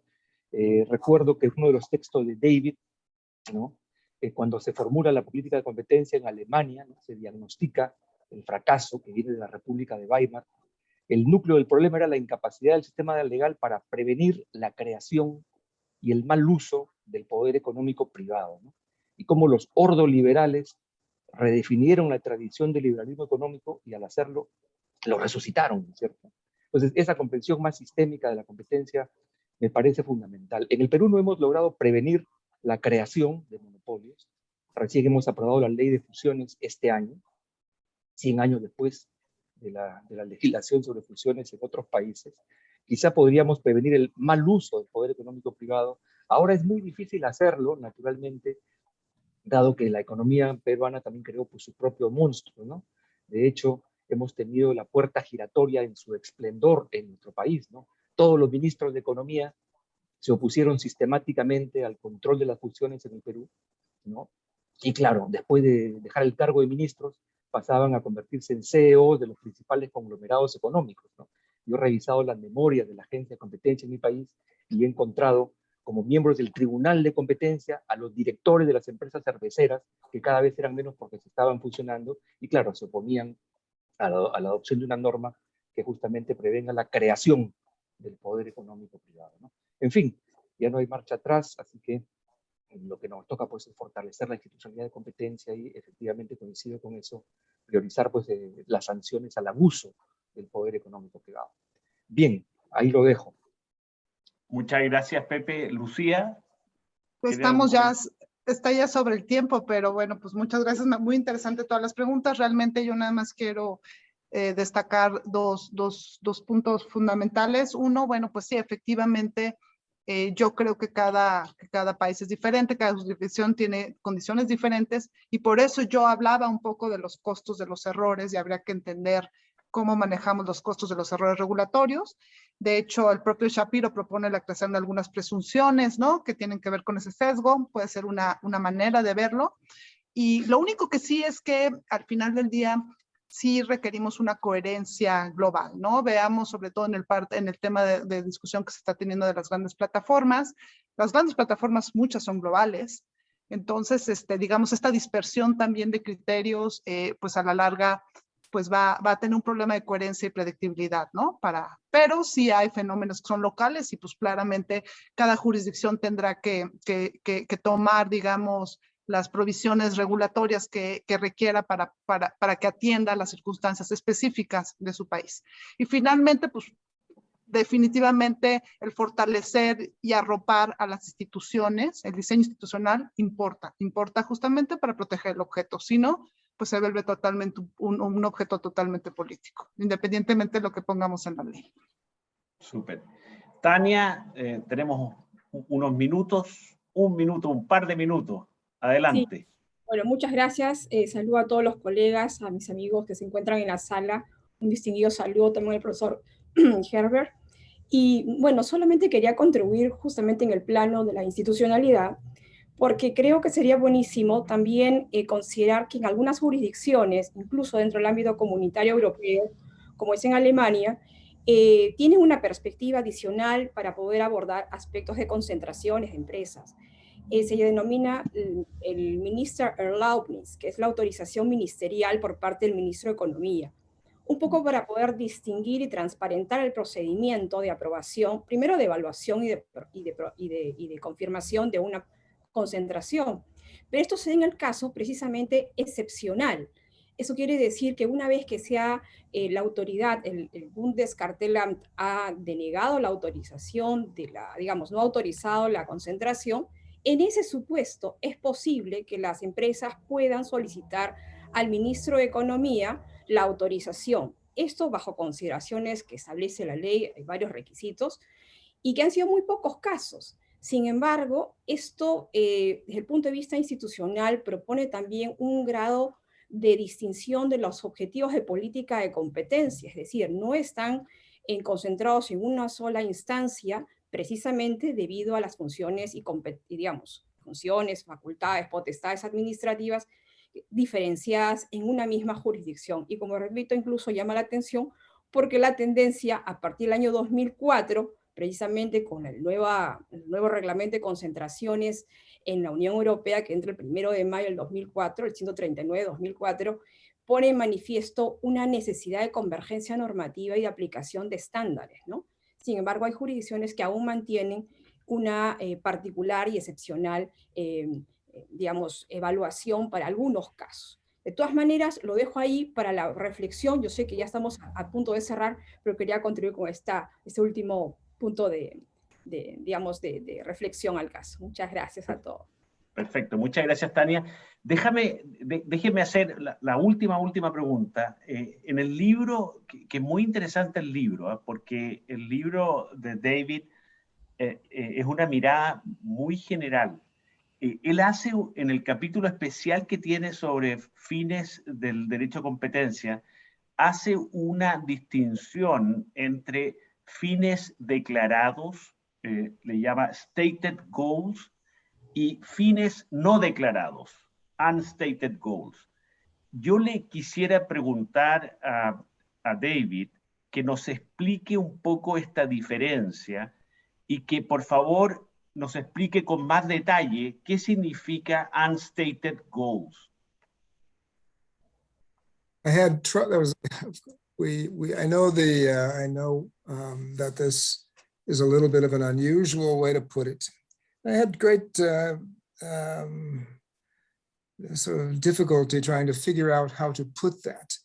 But the main point is that if you talk about competition law, antitrust law in the United States, the assumption is that whatever the courts say holds, whatever the decisions are will be followed.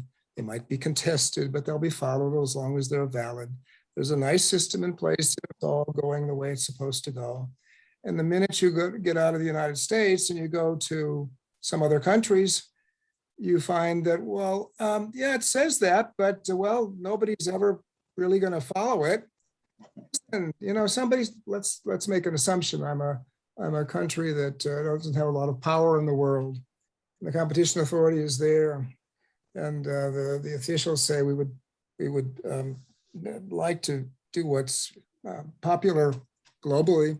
We'd like to do what the United States says because we might get some benefit out of that. We'd like to do what the Europeans say. We might get some benefit out of that. So we'll say a few things, and whatever seems good on the paper will be fine. And then you go back and you make decisions about what you do, and it turns out there's not much relationship. And I found this just about everywhere I went. And I was thinking about a discussion I had about Senegal with a fellow from Senegal. He was saying, well, you know, the law was actually after we had independence in 1960. So we were sent to Brussels to have somebody write the law. And of course, we all read French, and so we know what it says, but I mean, nobody really pays too terribly much attention to what it says. And that I've heard that repeated so many times.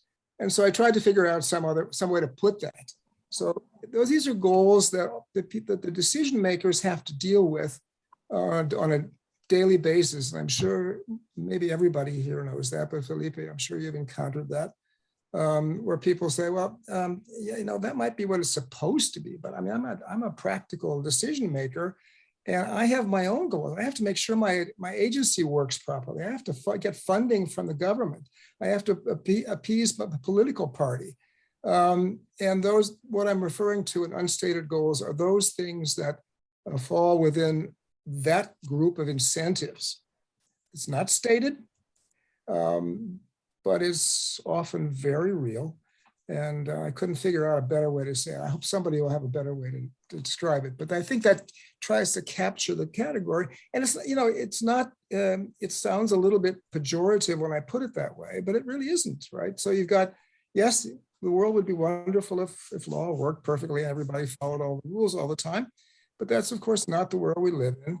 And so it's important to realize, and that's why I put it into the book, yeah, we have to, when you're thinking about what's going on in a different country, you better know something about other goals that the people in place are going to be paying attention to. If you don't, you may have a very false sense of what's going to happen in that country. So that was the idea. Thanks for mentioning it. I think it was worth getting that out again. But bueno, muchas gracias a David, muchas gracias a Lucía, a Pepe y a todos ustedes.